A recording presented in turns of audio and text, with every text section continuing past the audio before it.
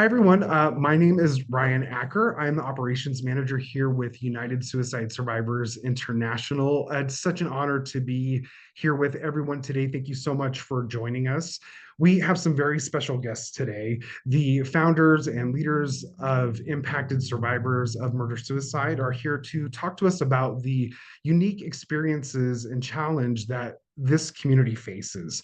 We're going to hear from them in just a moment with a presentation. And after the presentation, we'll have time for questions and answers from the audience.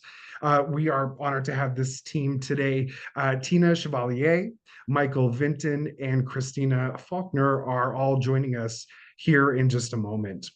One of the things that I wanted to make sure we mention for those of you who are not familiar with United Suicide Survivors International, we are a home for survivors, people who have experienced suicide loss, people who have attempted suicide, and people who have struggled with suicidal thoughts and attempts, as we mentioned, to take their experience and to use their learning and their passion to create large scale change so that we can prevent future suicides. One of the things that I'm most passionate about is our mission, which is to cultivate the lived experience of survivors through advocacy, leadership, and collaboration so that we can achieve our vision, which is a world where suicide and organizations like ours no longer need to exist. We hope that through webinars such as these, we can use our voices and our experience to create change so that we can prevent suicide moving forward. I'm excited to be here today because this is one of our core programs. We use our work to turn our pain into purpose, and programs such as our webinars, our online storytelling courses, the Lived Experience Collective, our convenings, Construction Mental Health Summit, and many others are ways that we push our mission forward. Before we get started today, and I hand it over to this amazing team from Impacted Survivors, I want to make sure to let you know that today's topic is a bit sensitive. Suicide and the topics that we cover are always sensitive. But if you experience any kind of mental health struggles or concerns, you are always welcome to leave the webinar and come back at a later time. We encourage you to reach out to someone who is helpful to you, a mental health professional, or even 988 if that's something that would be helpful. Without any further delay, I'm excited to introduce this amazing team from Impacted Survivors who are going to talk to us about their organization, their experiences, and once we're complete, we're going to go through the question and answer. So thank you again, everyone, for being here today. And without any further delay, I would love to turn it over to Michael Vinton. Thank you. Thank you, Ryan. Thank you so much. That was a really great introduction. Hello and welcome to everyone. Welcome to the conversation. Today we will be discussing the topic of murder suicides. As Ryan said, my name is Michael Vinton and I am truly honored to be here with you all. I'm coming to you live from Los Angeles. If you can see out my window, it's only 4:30 here, so still daylight, still plenty of time, and it's, I don't know, starting to finally get warm. But I'm also joined by my co-founders, Kristina Faulkner. Kristina's coming from North Carolina. Say hello, Kristina. Hi, everyone. Thanks for joining.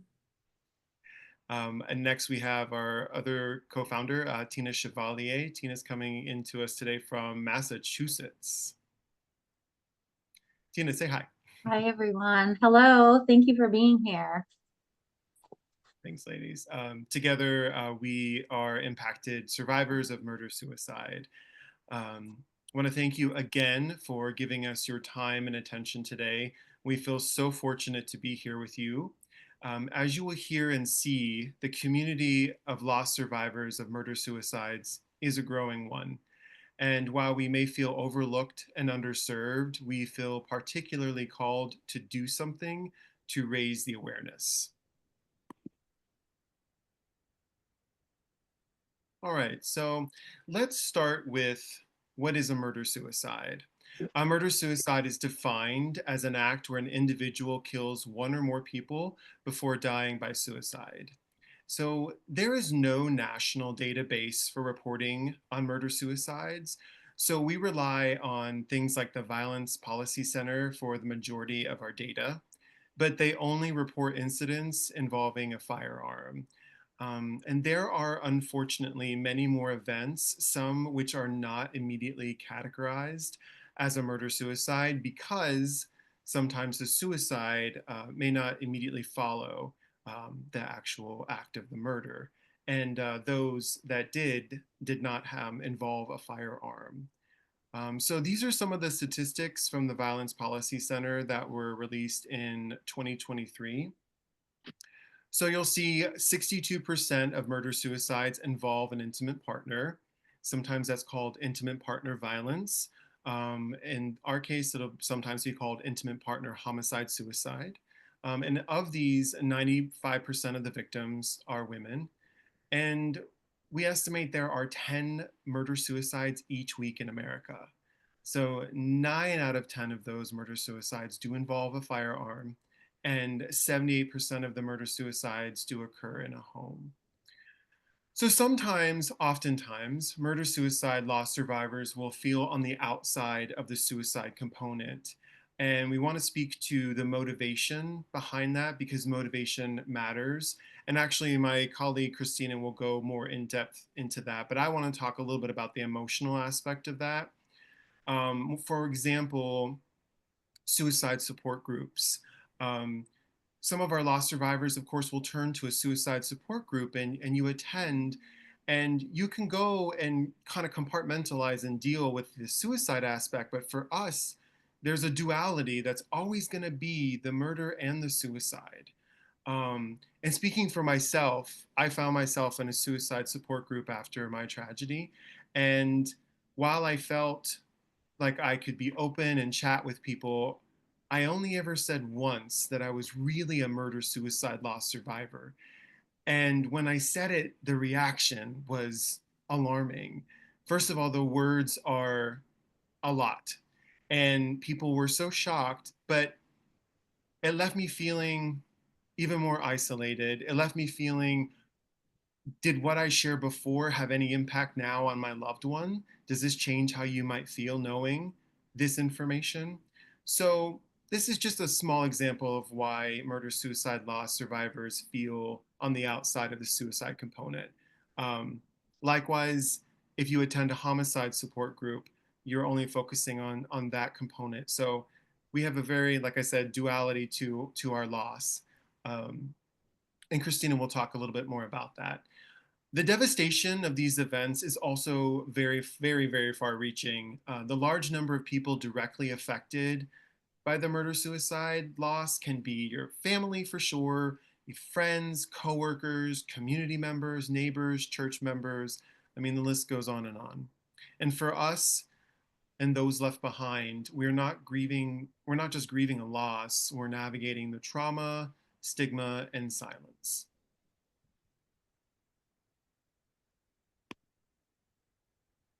So I'd like to talk to you about the difference between suicides and murder-suicides. Most statistics usually include murder-suicides among suicides, but what we found is the motivations behind these are very different, and this distinction matters. It deserves its own conversation, and in many ways, it deserves its own category. The truth is, research into murder-suicide is very limited, and from what we have found, there are usually 3 primary motives that tend to surface. However, and I want to be really, really clear on this, those 3 motives do not explain every case. We have spoke to many survivors in our community, and what we have found is that each situation is unique. We have our own unique nuances and our own unique complexities. And to reduce them all into these 3 categories that I'm going to talk about today would be honestly just an oversimplification. These are deeply human stories, and as with all human stories, there is no one size fits all. But for today, I want to go over the motives that we do see most often. So the first one, and this is the one that it's on the left side of your screen in the biggest frame, is what we call perceived protection. And this is a very distorted sense of obligation. It's the belief that the perpetrator, and we can't find a better word for this, unfortunately, but the perpetrator is somehow protecting a loved one. This might be a spouse, a partner, or even a child. And in these cases, the individual may feel that their suicide isn't enough to shield their loved ones from the shame, the financial ruin, or other consequences of their actions. So the thought process becomes, if I go, they'll still suffer, so it's probably better if we all go together. This, of course, is tragic and a deeply misguided sense of protection, but in their mind, it's rooted in love and in duty. The second motive is the one that's on the top on your right-hand side, and this is what we call relationship breakdown. A lot of times what we hear is domestic violence. And in this motive, it's usually tied to abuse, infidelity, and a perceived betrayal. In many ways, this falls, again, under domestic violence. And it's really important to note here that law enforcement and media often default to this explanation, and it always doesn't apply. This, unfortunately, has happened in my situation. Media loves a good story. They love a good, sensationalized story, and domestic violence tends to always fit that bill. And this is one of the reasons, like Michael was saying, where the emotional trauma, it almost re-traumatizes us because of that. When it is the case, though, it is driven by a combination of rage, fear of loss, and a desperate need to control how the story ends. And then the third motive, the one at the bottom, is called misguided mercy. And this one we often see with elderly couples where one partner is either seriously ill or disabled. The perpetrator or the assailant might feel very hopeless, overwhelmed, or fearful about the future. And they're worried that their loved one will suffer or won't be cared for in the way that they would care for them if they're gone. This motive is also complicated by factors like alcohol abuse, dementia, or a loss of meaning and purpose in life. We saw a lot of this one during COVID, unfortunately. Again, the intention is mercy, but the result is a devastating loss. So in all these cases, what we see is intentionality. They're not random acts of violence. They're deliberate, they're often planned, and they're rooted in complex emotional and psychological landscapes. But again, these stories don't just fit neatly in these three boxes. We also have to factor in mental illness, substance abuse, social isolation, and personal history. They all add further layers to this already complicated picture.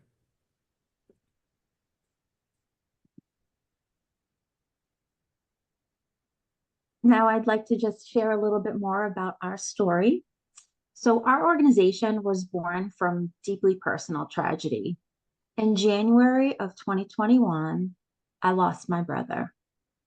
In August of 2020, Michael lost his brother. And in March of 2023, Kristina lost both of her parents.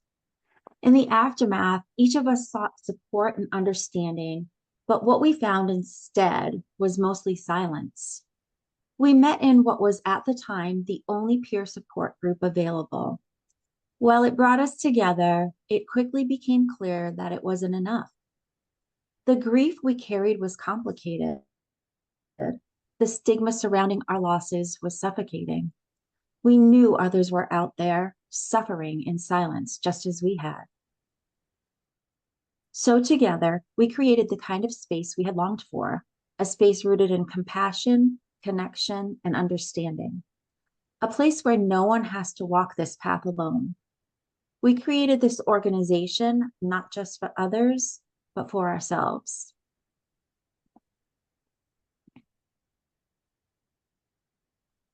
So our mission is providing support, resources, and advocacy for those affected by murder-suicide, while also fostering healing and resilience through community engagement and education.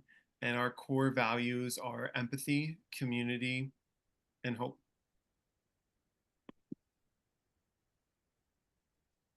We're so committed to supporting survivors like ourselves. Whenever we meet new survivors, we're unfortunately sad to see them, but we're also very excited because in our community, we can understand and help each other through our grief journey.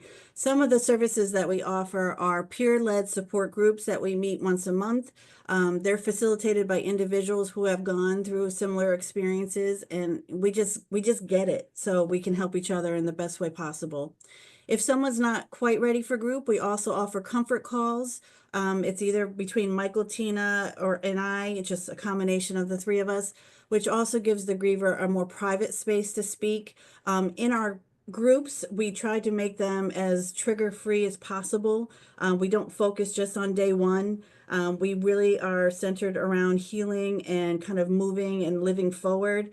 But in the comfort calls, they have more of a space to kind of really process. And if they need to kind of really talk about more of the trauma of it, we are there for that support as well. It's also important to note that I am a licensed clinical mental health counselor. And so in this capacity, as a loss survivor and also a counselor, I come in a coaching capacity. We also have launched a podcast titled Unspoken Grief, Finding Strength in Silent Struggles. You have to download it because it's awesome.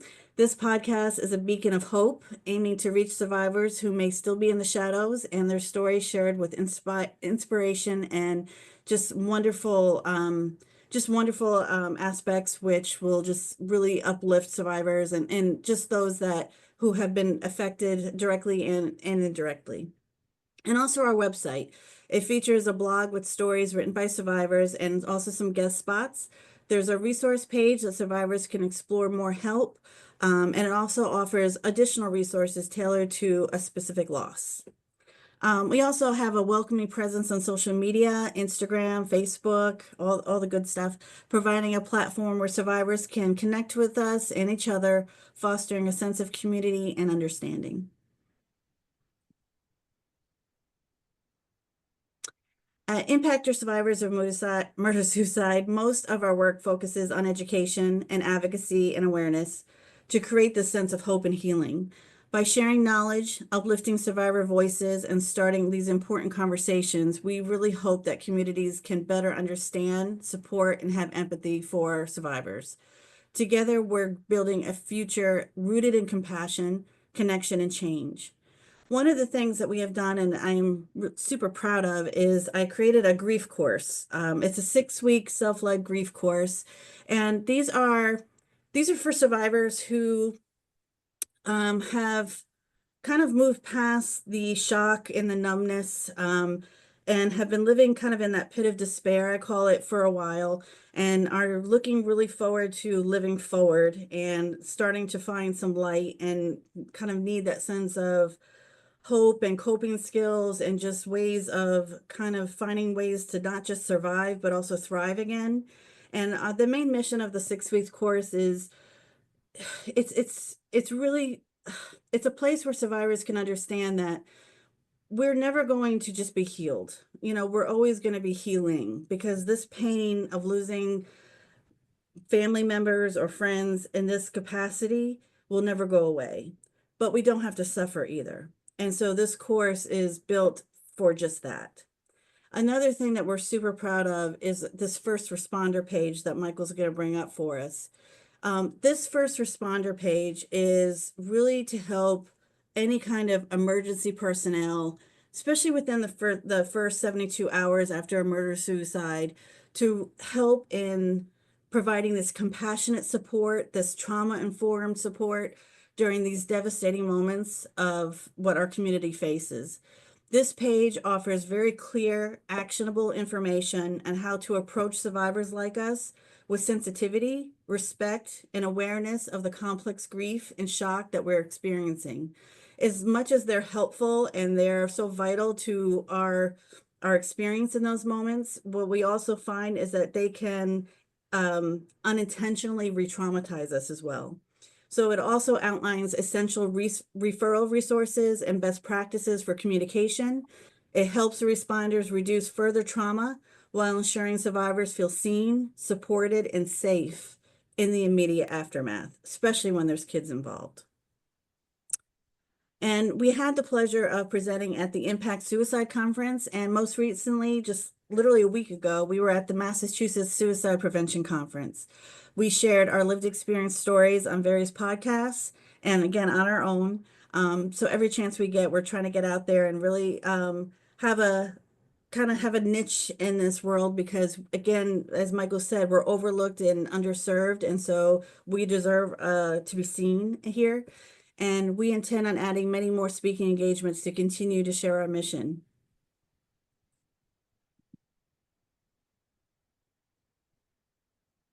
Our work matters because traditional support systems often overlook the unique needs of those impacted by murder-suicide.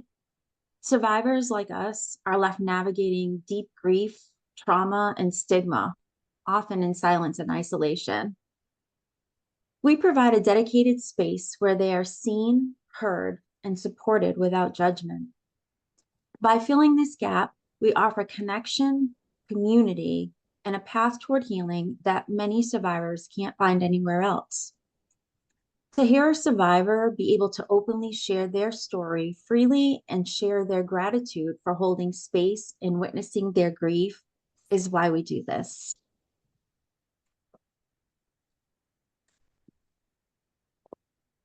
Many impacted survivors have never met someone who truly understands the depth and complexity of their loss. It's an experience that can feel incredibly isolating, often accompanied by silence, shame, guilt, and emotions too heavy to carry alone. But when survivors find our community, something shifts. They enter a space where they are seen, heard, and held with compassion, not judgment. Whether they choose to share their story or simply sit in quiet connection, they are surrounded by others who just get it.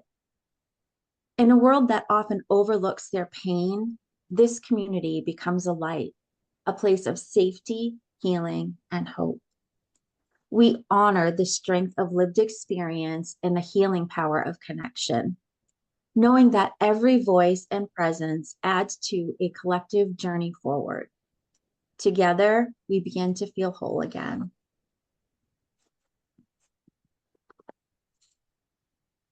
So as a community at large, we're often asked how you can help.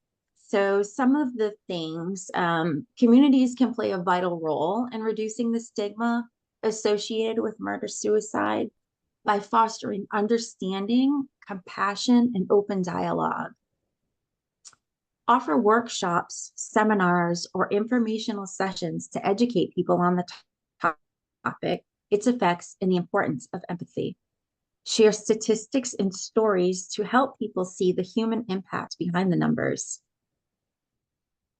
Create safe spaces for conversation, like support groups or community forums, where survivors and affected individuals can share their experiences without fear of judgment.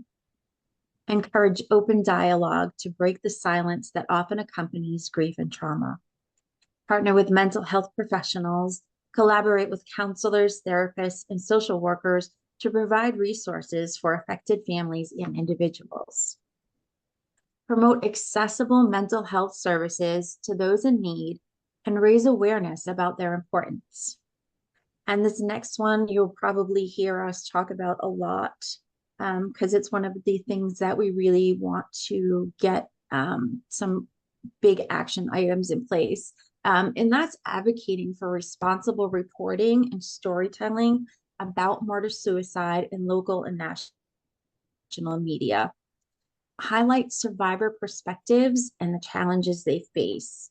Counter negative stereotypes and assumptions with factual, empathetic portrayals. A lot of times when we speak about the media, we talk about the keyboard warriors. You know, in the aftermath of this, the worst thing anybody that like as a survivor can do is go on social media. It's really, really damaging, and just irresponsible journalism has affected all of us.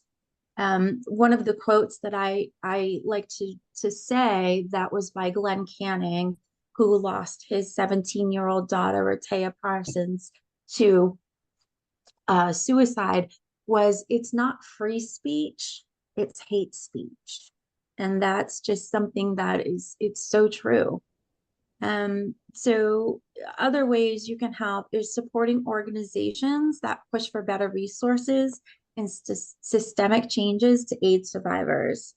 Advocate for laws or initiatives that ensure survivor support and mental health funding. And small actions like listening without judgment or sharing supportive messages can make a big difference. Don't be afraid to ask someone how they're doing. Check in. It makes such a difference. I get that a lot, oh, I was going to text you, but I wanted to call you, but just do it. Please feel free to share our mission, invite us to speak, be a guest on our podcast or blog, or donate to help us reach more survivors. Together, we can build a world where survivors are seen, supported, and never alone.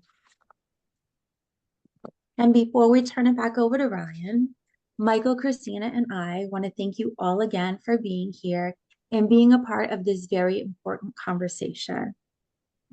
We hope you leave today with some insight into some of the challenges survivors like us face in the aftermath of these tragedies and how you can help by holding space and having meaningful discussions. And now we would like to welcome Ryan back in to join us for the next segment. Well, thank you so much to all of you. I think the work that you're doing, what you're hoping to achieve, and the support that you're providing right now really is incredible, and it's empowering. And I just want to say thank you so much again for being here with us today. I had the chance to talk with many of you before today's webinar, and I have a couple of questions because I believe, and I know you all are amazing teachers in your work today. And so there are a couple of questions that I have, but I really want to turn it over first to our guests. For those who might have questions, I saw a couple in the chat already. So what we'll do is, if you have a question for the panel, you can put it in the chat. You can put it in the Q&A box, and what I'll do is I'll read them. If you have a particular person that you would like to ask to, you can put that name as well. But the first question that I saw was really about where can people find the links. So you provided amazing tools. So there are support groups you mentioned. There is this amazing toolkit for first responders for how they can really work with the community, particularly at the very beginning. Where can people find all of these amazing tools and links? Everything's on our website, so that www.impactedsurvivors.org has links for everything. So you can get to our podcast. Our podcast can be downloaded on anywhere you can get podcasts. The first responder page is on there. We also offer too, if your organization would like to, we do have cards that have the QR code.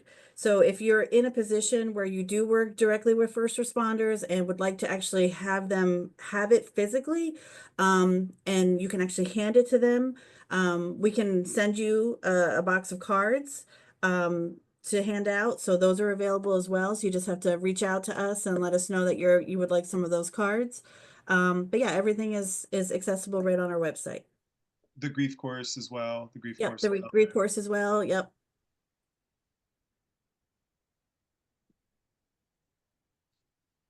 So we have a really powerful question from one of our guests. What are the warning signs for murder suicide? Are there warning signs? What can we do? Again, this is a hard question just because every situation is different. I could speak personally. Again, I lost my father. My father took the life of my mother and then took the life, his own life. And my father's situation was the first one that I talked about, which was perceived protection. So his was derived out of sense of duty and love. So I would call my father's situation more of a suicide murder. Hindsight is 2020, right? And again, as a therapist, I've racked my brain to figure out, like, what did I not see? Because there should have been signs. And there were some obvious ones. And I saw him about 3 weeks before this happened, and he definitely looked sad to me.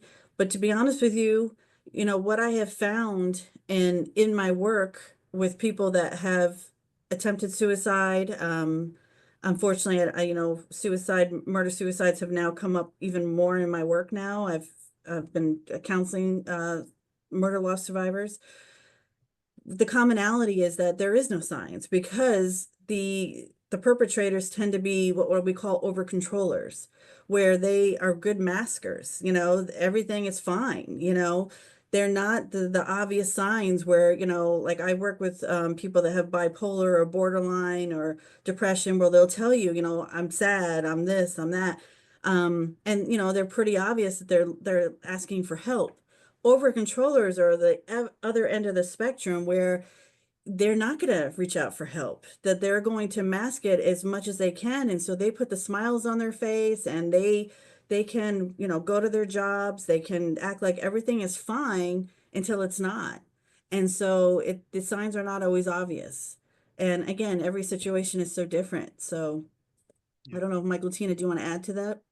Yeah, I would like to as well.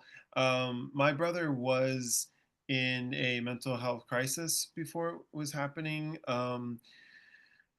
It was now retrospect and looking back, you see the signs of talking about it. Also, he was giving, by the signs I mean suicidal ideation, perhaps. He was giving things away, if you will, making plans, but at the time, you just don't see it for what it is. He was also going to be checking himself into a mental health hospital the next day, actually. So we thought everything was okay and never once expected what he did to involve somebody else. Um, but again, looking back in hindsight, a lot of the signs that I now recognize after all of the research is a lot of the symptoms of people that have suicidal ideation. Um, he did also write a note, but of course, that was something we got afterwards. And we didn't just, by the way, get it afterwards. Like it wasn't like mailed to our house or found on an email drive. Um, it was given to the media on behalf of the police department, and they posted it online. Is how we read his note. Um, so again, retrospect. But as Kristina said, and we've said several times, not every situation is the same by any means. Um, yeah. Yeah. So for my situation, there were no signs. Mhm. Um, just completely shocking. And I mean, one of the things that we talk about a lot is the why. And it's something that I struggle with a lot. And I know I'll never get the answer. So you kind of learn to quiet the why because you have to. I will never know why this happened. My brother was on his way out to go pick up his nephew. I don't really want to talk a whole lot about that day, but it no signs that anything was going on.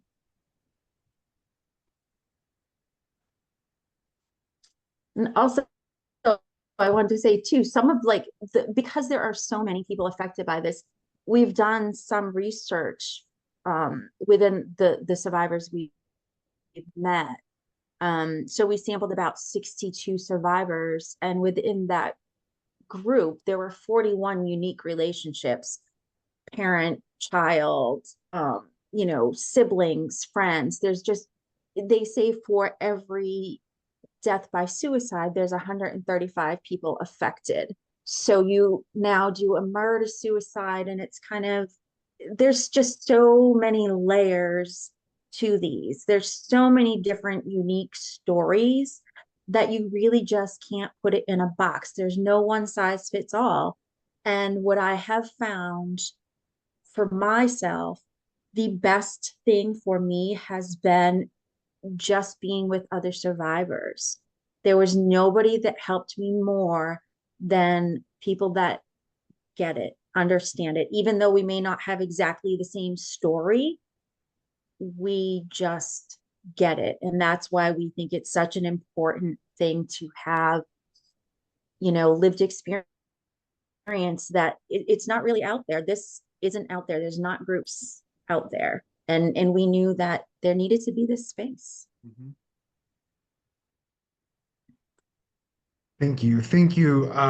Thank you to everyone, and also thank you for the question. I think one of the things that we had talked about a little bit earlier, it sounds like you're saying sometimes there are warning signs that are very similar to somebody who might be struggling with suicide. Sometimes there aren't that seem, it doesn't seem like there are any signs. One of the things that we had kind of talked about is that prevention can look similar. So whether we're talking about creating more nurturing relationships, more healthy environments, better upstream environment. And for those who are watching upstream, we're talking about changes to our policies, our systems, our economy, those things that make life so that people can thrive rather than just survive. And I really appreciated you saying that those, regardless of what those warning signs might be, the interventions really are go across the way. So thank you for that. One of the things that I think is really powerful.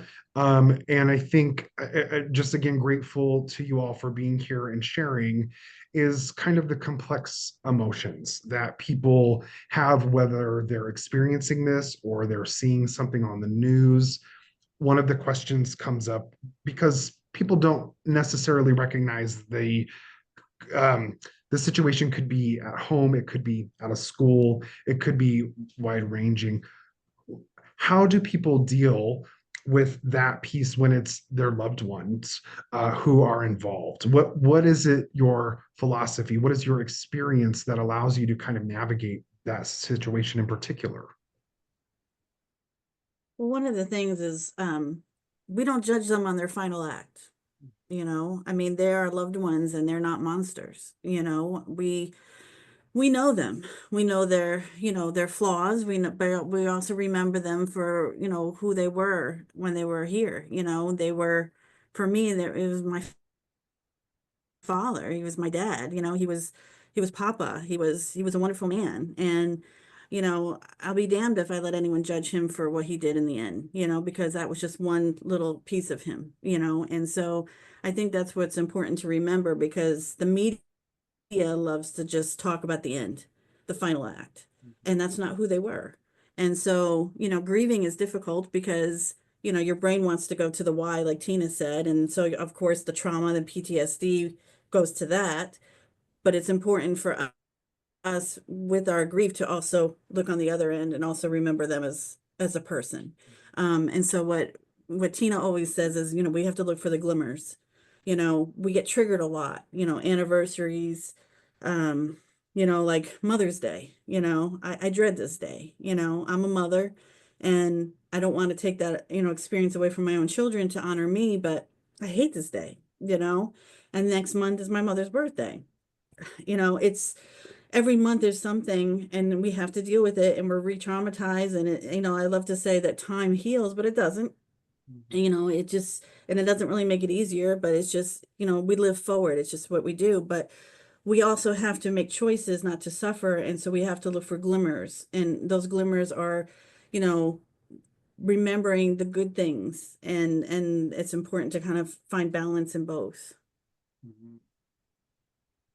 And I also think by hopefully what we're doing and raising the awareness and opening up the space for a safe place of conversation and community to realize that you're not alone if you are related to the perpetrator, as I am, in your grief, because it's so isolating and there's so much shame behind it. I feel, in my case, I feel really bad for my parents because they definitely carry that, and they feel that um, kind of shameful way. They don't want to talk about him. And about my brother, I mean. And for me, I'm just the opposite, where I want to talk about it, and I don't want people to feel uncomfortable about it, because like Kristina said, um, he was more than just his final act. Recently, it came to my attention about back to the media. That seems to be my my bone today to pick.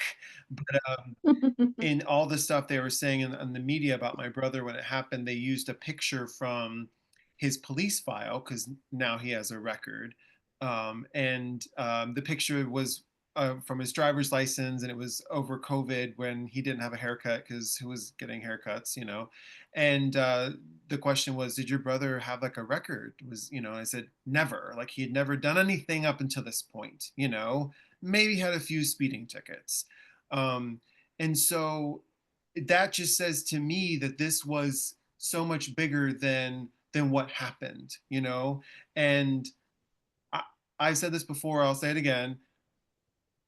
Love with your family members is unconditional. And so as soon as this happened and I got the phone call, I never once was angry with him because I knew so many other people were. So many other people were going to hate him.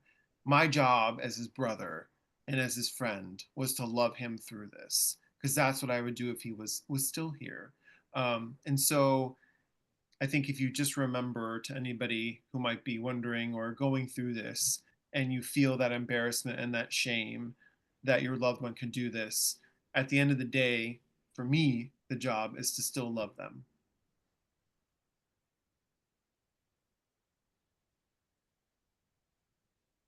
Thank you so much, and thank you to our guest who also said that this was a powerful statement. I think the way that you really help others learn is just incredibly powerful. I want to just double check with everyone before we move on to a couple of other questions.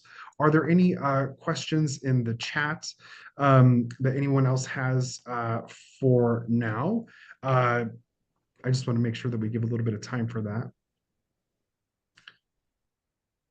Okay, thank you so much. If something comes up, please do feel free to add something to the chat or to the Q&A box. One of the things that you really have talked about here, and again, I just want to say how powerful your message is about humanizing people and doing that through this process, doing that in our world, in our environment, as a way of prevention. But I think one of the things that you really focused on was the media, and that there have been examples where it's done a little bit differently, talks about the positive contributions that people have made during their lifetime, or focuses on the family and moving forward rather than, as you say, the final act. Do you have any other hopes or guidelines that you think would be a successful way to kind of raise awareness with the media, or what media should be doing for now? Yeah, we don't get that. We've never experienced that. I don't think we've talked to one survivor that said that the media ever shared um, a positive um, uh, article on our situations. Am I right, guys? I don't think we've ever. So we definitely feel like there needs to be more boundaries because in my situation, the media posted my parents' address. Me and Tina had to sell the monster house. I'm sorry, the murder house, because they're monsters, right? Um, so when you have to sell the murder house, you get first of all, you lose income. I'm an only child, and so I had to do everything. It was already devastating to have to do that. And then to have the media, for one, get my mother's name wrong. And then there are articles after article that all they do is, again, focus on the final act. And they're so detailed and explicit on that. And again, they're pulling from the police report. They never ask my side of the story. Um, they don't care. So there definitely needs to be some boundaries because at the end of the day, survivors exist. My kids are going to read these articles. My great grandkids are going to read these articles someday. They're going to live on forever. And there needs to be some parameters because, as Tina said, this is not free speech at this point. This is just trauma. This is devastation. And so there definitely needs to be a little bit more accountability on their part. Another one of our initiatives is hopefully going to partner with another organization where we can send out to media outlets that are reporting, hopefully before, and let them know the systems on what's appropriate to say and what's not appropriate. Like when we watch the news now and they report on suicides, and they'll use the terminology "died by suicide." Whenever I hear things like that, I feel like, change is happening, change is on the way. And so if we can get ahead of that for murder suicide loss survivors, I think the better off it'll be. And also for those really, really, really big national cases that happen in this kind of same sphere. And if we can help them out in a way as well, because they're really getting it on a grander scale. And I mean, the ones that like we all see the Netflix documentaries coming out about now. Um, I'm reminded of some survivors that did reach out, and they were so nervous to join our support calls because they had been so publicized.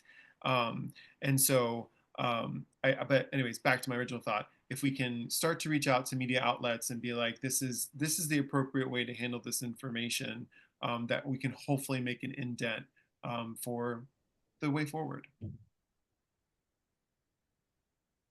And there are safe messaging guidelines. Why they don't follow them, I don't know. Well, I do, because they want the story, and they want, all these salacious details out there, because, true crime is so big right now, and we're going to get all the clicks, but they don't see what's behind that. And that's us. It's my mom, and I was sought out by a reporter that contacted me via Facebook Messenger. And, she said that she was writing to me about my son. She couldn't even get, they couldn't get Kristina's mother's name correct. They couldn't get my relationship to my brother correct. It's just, they're so like, let's get this out there. This is, this big thing. It's like, what if it happened to you? What if, Miss Reporter, this happened to you? Because don't think that it can't. Don't think that this can't happen to you. Not in a million years would I ever think that I would be in this position. But I am.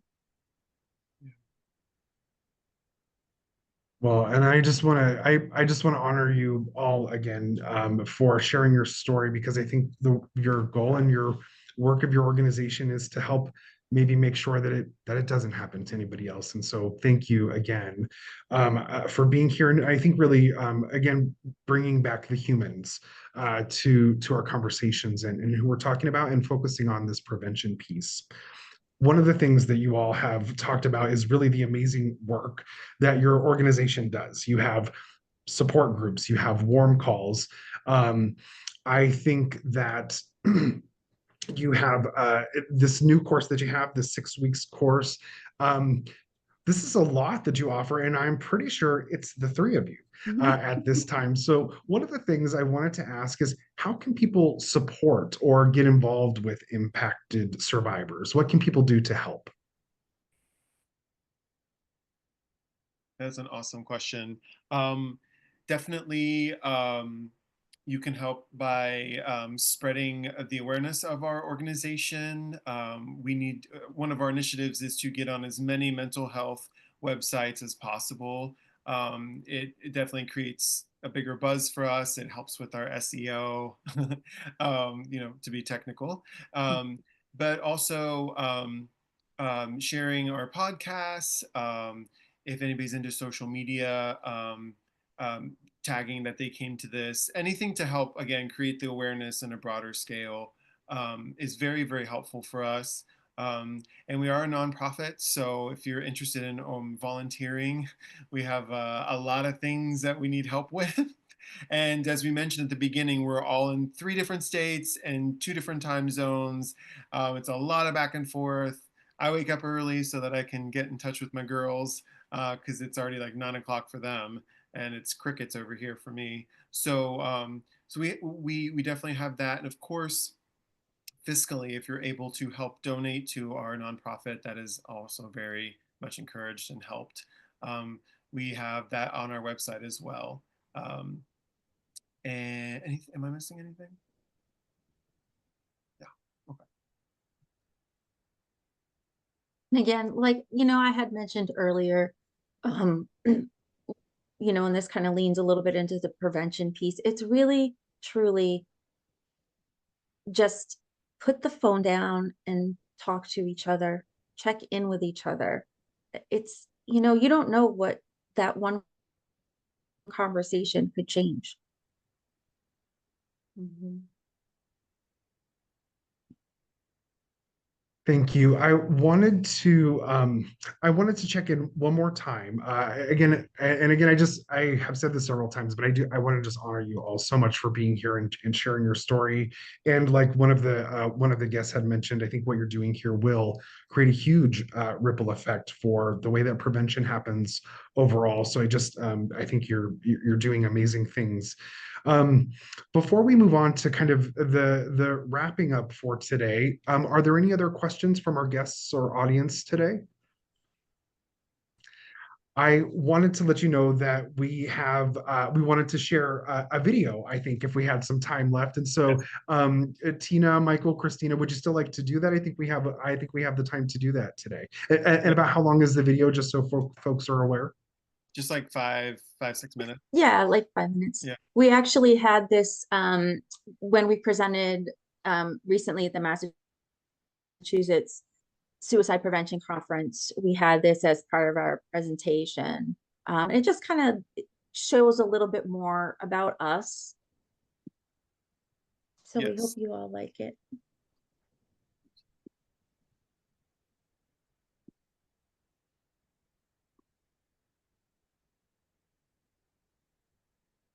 We want to create a safe haven where people can come pick back up their pieces in their grief backpack, put it back on their back for the week, and then come back to our group and they can unpack.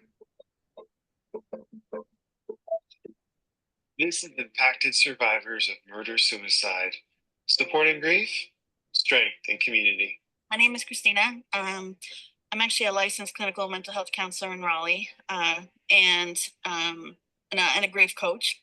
So I'm a survivor of my father took the life of my mom just last year in March, and then he took his own life. I'm Michael Vinton, and in August of 2020, I lost my brother Jimmy to a murder-suicide. He was the perpetrator. He took the life of his mother-in-law. So I'm Tina, and in January of 2021, I lost my brother Keith. He was 49 at the time, and he took the life of his girlfriend, who was 37 at the time. It took a long time for me to find resources, and I found that so bizarre. When I finally found people like me that all had stories of murder-suicide, oh man, it was a breath out of unfortunate fresh air, because I didn't feel so bad. I could share my pain with these strangers that I've come to know. I sought out immediately help on the internet because you're just left wondering, where do I go? What do I do? How did this happen? I'm coming up on 4 years, and honestly, had I not met other survivors, I don't think that the journey would have gone the way it has. It's been key to my, I don't want to say healing, because I don't know that I'm not healed, but it's just part of my journey. Through my grief, I've been feeling this need to advocate, because there wasn't a lot of resources and there wasn't a lot of connection to be made. So it was really important that we take a step in that direction. We found each other, and it's made all the difference in the world. So finding this online group, you feel seen, you feel heard, and you see other people that are going through what you're going through. It's definitely been a journey, but finding Michael and Tina and doing what we're doing has been and will continue to be really helpful for my journey personally. Living forward is, for me, just, okay, this is what happened and this is how I'm personally going to deal with it. And for me, I can't stay. I have to move past it and live forward and make a change in the world, in this community. Living forward is this: creating impacted survivors of murder-suicide and connecting with other survivors, creating advocacy, raising the awareness. We're speaking at conferences, we're doing these podcasts. This is us living forward and taking our loved ones with us.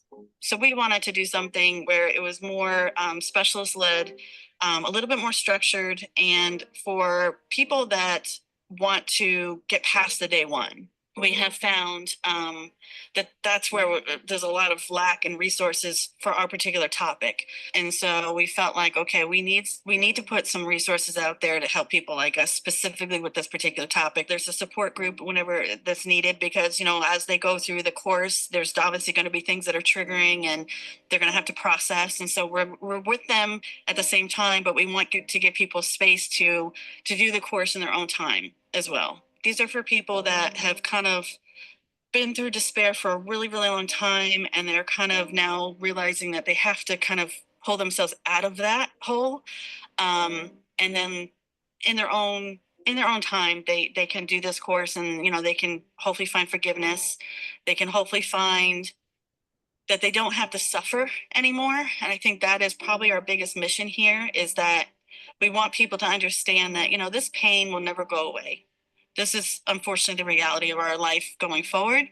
And so there's resources and there's just different ways that we can reframe things and challenge certain things where we can make life worth living again. And so one of the things we want to do is have these business cards kind of put out with a QR code that we can send out to first responders and say, hey, listen, love that. We know that, you know, you're doing whatever you can, your scope of practice in the beginning, but if you can just hand this out to these people and bring them right to our resource, and right away they can have in those first few moments, you know, an idea of stay off social media.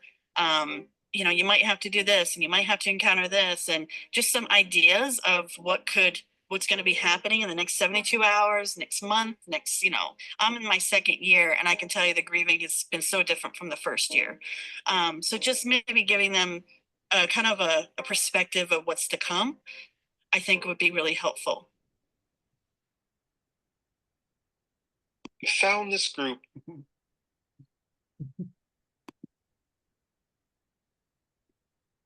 Amazing.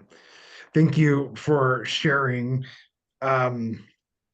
Yes, thank you also in the chat too. I think I think what you have shared here so far is very powerful. And I want to ask you each if you have kind of a word of wisdom to leave us with today. And I'm going to give you a little bit of time to think about it, not to just put you quickly on the spot. One of the things I just wanted to kind of recap for our guests and for the people who will be watching this in the future is that I think we heard some amazing takeaways today, things that we can all be doing as survivors in the lived experience community, as people who are advocates in the prevention field, breaking the stigma. We need to be sure to rehumanize each person. We can do a lot in our upstream prevention to prevent and help people feel welcome and included and supported all around. I think one of the things that I heard you mention too was that there really needs to be some more funding for support and for research about one of the questions that we heard earlier is kind of those whys and what are the warning signs, those types of things that can help us. And I think one of the things that you also really raised awareness about is how we can support your organization, Impacted Survivors, and the work that you all are doing moving forward. So with that, I do just want to say, before we close out today, do you have any words of wisdom for us, each of you, as we are getting ready to wrap up for today?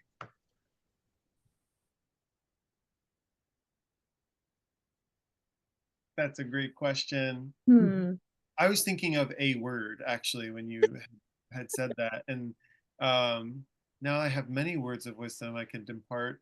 The thing that comes to mind is strength and hope. Strength that we just met each other in person, by the way, for the very first time at the conference a few weeks ago. It was the first time. I had no idea that these ladies were taller than me. No, I'm kidding. I'm taller than them. Haha. But we sat and talked so much because we've worked together in this capacity, but there's still so much we don't know about each other. And one thing I learned, or that I took away from that, is we all thought, when you think forward, you think about how you may react in a situation. And in looking back on our situations, you would almost think like, oh, I would fall apart. Oh, I couldn't handle this. I could never. I don't know. I can't imagine. Um, and then when you're going through it, you find out how resilient you are. So my words of wisdom are about strength, because you really have the strength inside of you to do hard things, to do challenging things, to face these fears, to face the isolation, um, and hope to continue to go on, to live forward, and to spread the love. I'm just going to go back to the love and how you should love people. The way I think is that you should love people through things. Amazing. Thank you. Tina or Christina, do you have anything you would like to add? How do you top that? I mean, really, it's just the humanizing part, you know. We'll say it unimaginable amounts of times. Our loved ones are more than their final act. You know, and just don't feed into it. Just you know, my mom reads things, my mom hears things, and just, you know, everybody, there's families, there's loved ones behind these stories, and there's things that we have to deal with that I pray nobody, you know, the things I can't even believe that I've had to deal with throughout the aftermath of this. So just know that there's people that are hurting tremendously, and just don't contribute to the negative. Just keep the positive, keep the love, like Michael. And you know, and if you're a survivor, just know there's support here for you. And self-care, it took me a really long time, but when you are able to incorporate that, even little tiny things, you know, throughout the day, it's really tremendously helpful. So yeah. Amazing. Thank you. Thank you And so much. I would just say that grief is not linear. And grief is a beautiful emotion. And the way I look at grief is I hope it never goes away, just because I equate it with the love that I had from my parents. And my love was bigger than the sky. And so, yeah, I will never stop grieving because I will never stop loving them. Thank you. Thank you for sharing. I want to, again, I just want to say thank you all so much for being here today, for sharing your story and your wisdom and your recommendations with us, for the changes that we can make and the things that we can do. Thank you for the work that you're going to continue to do. I want to thank all of our guests here for being a part of today, and hopefully, you know, helping us to spread this message of how we can help create change in this way. So thank you everyone for being here this evening. Again, you can find more resources at impactedsurvivors.org. And you can also learn more about United Suicide Survivors International, of course, at unitesurvivors.org. So once again, thank you all for being here. I hope all of you have an amazing evening, and we'll be closing out our webinar for tonight. I hope everyone has a great evening. Thank you so much. You. Thanks, Ryan. Thanks, Ryan.